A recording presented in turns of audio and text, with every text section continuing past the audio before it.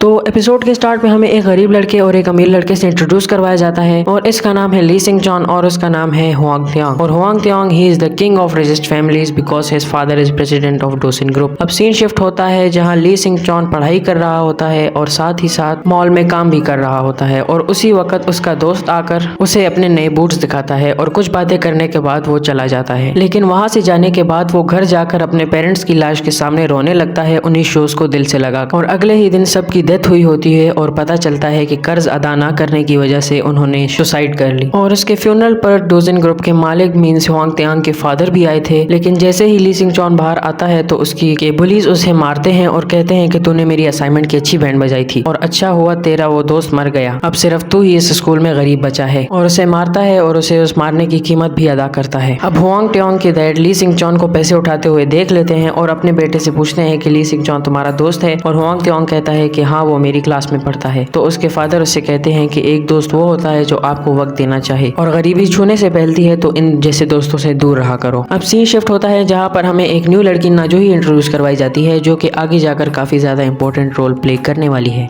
अब सिंग चॉन घर जाता है तो देखता है कि उसके घर पर रेंट लेने वाले आए होते हैं। सिंग चॉन के फादर एक वेबटून आर्टिस्ट हैं और उसी वजह से वो रेंट वक्त पर अदा नहीं कर सकते। और अगले दिन जब ली सिंग चॉन जा रहा होता है तो उसे एक ऐसी बूढ़ी औरत मिलती है जो कि प्राचीन जमाने की चीजें बेच रही होती है। और जब ली सिंग चॉन देखता है कि वहाँ पर एक गोल्डन स्पून भी रखा हुआ है तो वो उससे पूछता है ये रियल गोल्डन स्पून है? तो वो उससे कहती है कि हाँ, और ये कोई मामूली गोल्डन स्पून नहीं, अगर तुम अपने उम्र के किसी लड़के के घर 3 बार खाना खाओगे तो तुम्हारे पेरेंट्स एक्सचेंज हो जाएंगे और सब कुछ इसी तरह नेचुरल हो जाएगा कि जैसे तुम ही हुआंग त्यांग हो। लेकिन ली सिंग चॉन उसे बोल तो देता है कि अपने माँ बाप का सौदा कौन करता है, लेकिन वो फिर भी उससे वो स्पून खरीद लेता है। अब ली सिंग चॉन पार्क जंगून जो कि उसे बुली करता है, उसने ली सिंग चॉन को हुआंग त्यांग के घर पर बुलाया होता है उसकी असाइनमेंट कंप्लीट करने के लिए और उसे सबके सामने पैसे देता है जो कि काफी ज्यादा डिस्ग्रेसफुल होता है। और जब वो निकल रहा होता है तो हुआंग त्यांग उसे रोक लेता है कि यहीं पर खाना खा के जाओ। पहली बार वो वहाँ से खाना खा लेता है लेकिन घर जाते ही वो यही बोलता है कि फालतू में 30,000 वॉन खर्च कर दिए। अब वो इसके बारे में सोचता है कि अगर ये सच है तो वो हुआंग त्यांग की हेल्प करता है बिजनेस के शेयर समझने में, क्योंकि हुआंग त्यांग के डैड चाहते हैं कि वो उन्हीं की तरह एक सक्सेसफुल बिजनेसमैन बने। वो उसकी हेल्प करता है और उसके डैड काफी ज्यादा खुश हो जाते हैं। हुआंग त्यांग उसके डैड को खुश देखकर ली सिंग चॉन को कुछ इनाम देता है और बोलता है कि अगर कोई दोस्त कुछ दिल से दे रहा हो तो उसे मना नहीं करते। उसके अगले दिन रिजल्ट आता है, पार्क जंगून फेल होता है और ली सिंग चॉन टॉप में आता है। वो इसे मारता है, इसकी शर्ट पर उल्टी करता है और फिर से चला जाता है। अब इस बार ली सिंग चॉन हुआंग त्यांग के घर पर जाता है और उसे बोलता है कि मुझे काफी ज्यादा भूख लगी है, मुझे कुछ खाना खिला दो। तो वो उसे खाना खाने देता है और उससे पूछता है कि वो हर जगह इस गोल्डन स्पून को अपने साथ घुमाता रहता है क्या?